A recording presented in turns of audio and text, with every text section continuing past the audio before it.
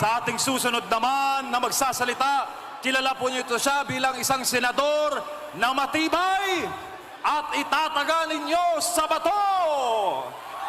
Bago siya magsasalita, atin munang panoorin ang video na ito. Pinabatikos, pinaparatangan, at dinudungisan nila ako. Ganyan sila katakot. Pero sino ba ang totoo sa serbisyo at may dedikasyong magserbi? Ikaw, Senator Bato de la Rosa. Ikaw, Senator Bato, ang kalaban ng kriminalidad at korupsyon. Ikaw, Senator Bato, ang kailangan ng Pilipino. Matibay ang bato, hindi matitibag. At isuntong talaga ang buhay niya. Gusto ko, itas kayo ng Diyos. Yes, sir, sa Senado.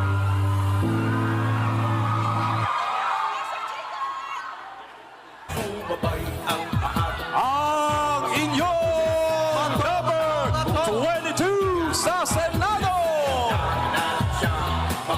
Senator Ronald Bato de la Rosa.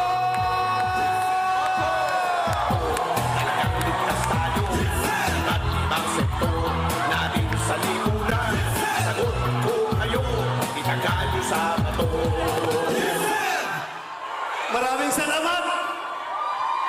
Magandang hapon sa ating lahat. Unang-una, magbibigay pugay muna ako sa lahat ng mga kasamahan natin na sumabay ngayon sa rally na ito ngayong hapon na tinatawag natin ang Ayusin Natin ang Pilipinas rally. Unang-una, tawagin ko muna itong mga taong ito, kagaya ninyo.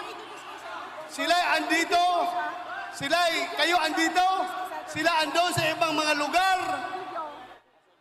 dahil sa kanilang pagmamahal kay Pastor Apollo Kibuloy, dahil sa kanilang pagmamahal kay Pangulong Rodrigo Duterte,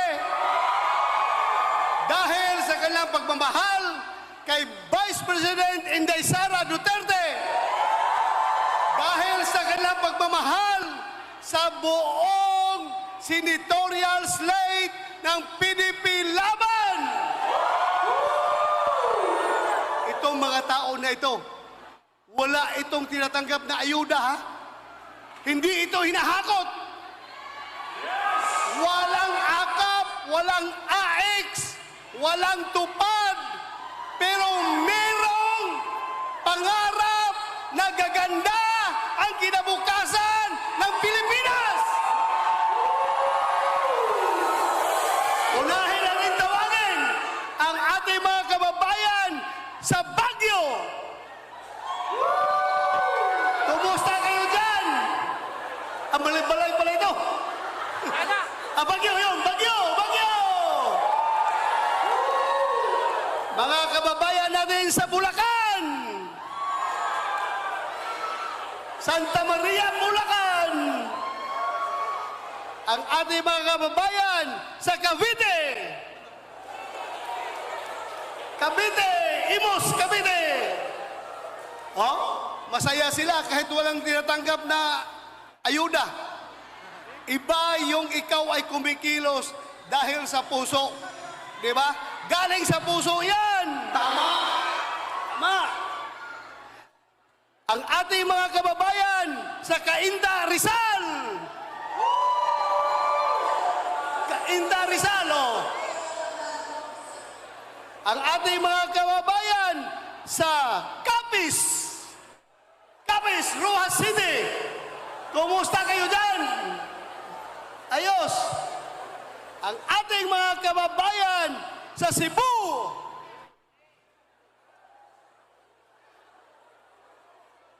Asan ang Cebu? Yun! Ang ating mga kababayan sa Agusan. Malayo-layo na signal. Meron pa! Meron pa rin. Andyan pa rin sila. Ang ating mga kababayan sa Ilang, Davao City. Daghana, oy! Oy, naamoy akap niya? Wala no! Pure heart yan, pure heart. Pure heart. Yung heart ni Senator Bongo. Pure heart yan, nandito sila. Dahil sa puso talaga. Ang ating mga kababayan sa Talumo, Davao City. Yun, kadami nila, oh. Ang dami. Ating mga kababayan sa Matanao, Davao del Sur, ako mga silingan. Oh, mga silingan.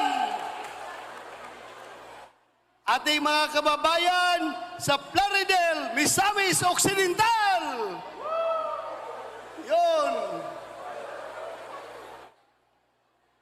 Ewan ko lang kung may linya ito ngayon, ha? Misamis Occidental, oh. Ang dami. Ang ating mga kababayan sa Turil, Davao City. May technical problem. Anyway, meron pa rin tayo dyan sa Davao de Oro. Mga kababayan natin sa Davao de Oro. And of course, ang ating mga kababayan dito sa Calamba, Laguna.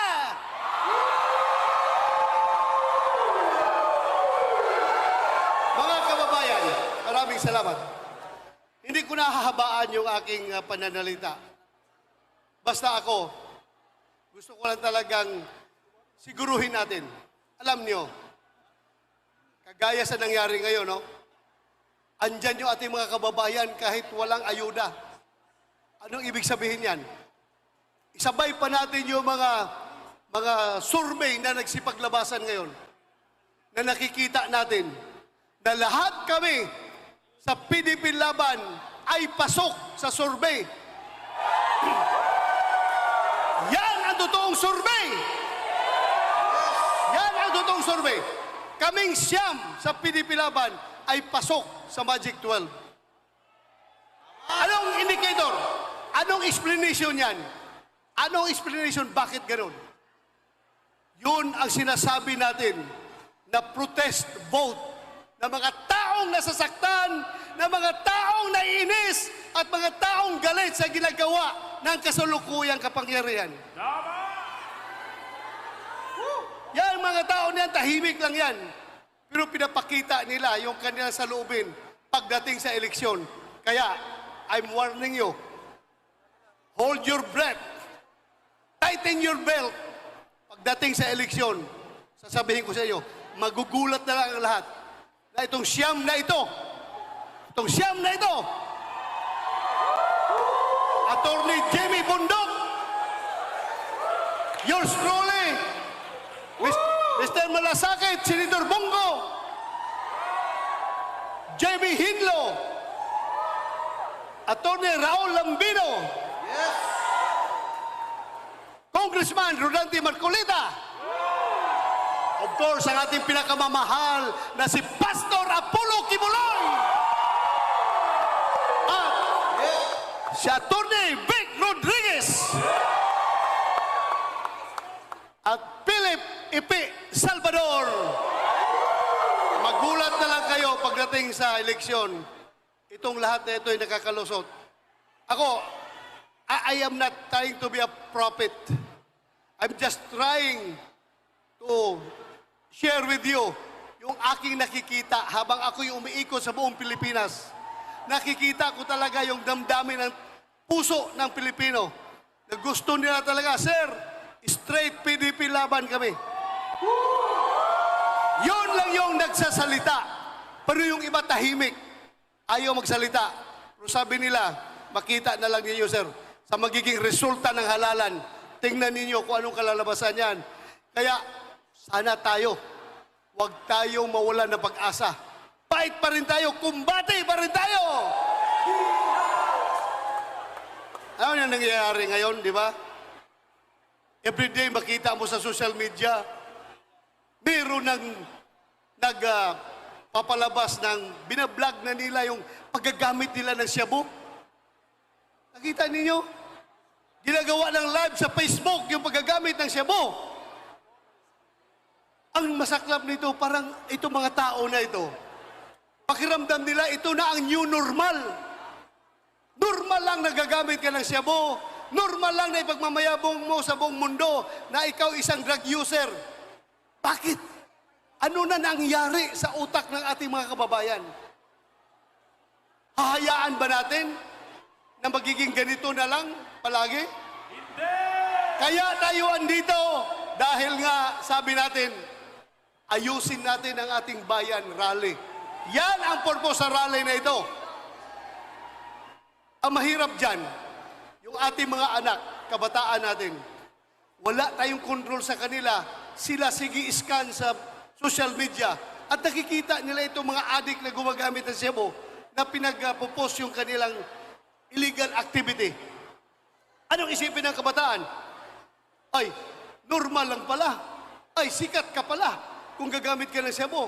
Kikita ka pa dahil ginagawa mong content sa iyong vlog yung paggagamit ng shabu. Kawawa. Kawawa ang kabataan, kawawa ang Pilipinas. Kaya huwag nating hayaan ito. Alam nyo, itong line-up na siyam ng pinipilaban, wala dito kahit isa gumagamit ng shabu. I can assure you!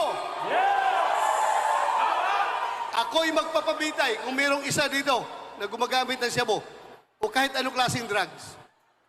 Itong mga tao na ito malinis talaga. I can assure you. Kaya tulungan natin ito sila dahil sila ay magiging team na tagapaglinis ng ating bayan. Tutulong sila sa ating kampanya laban sa illegal na droga. Siguro mahaba na aking sinasabi.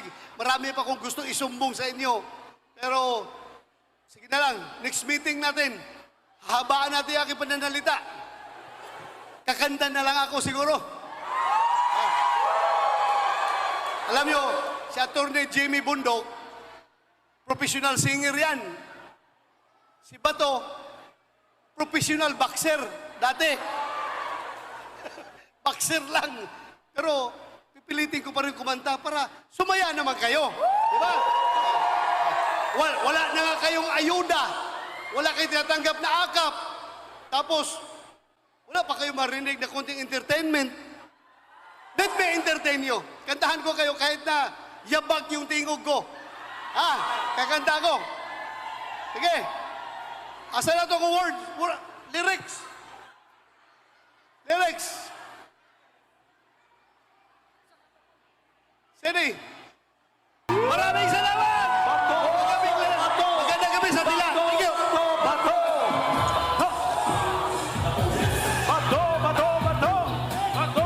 Daghang salamat!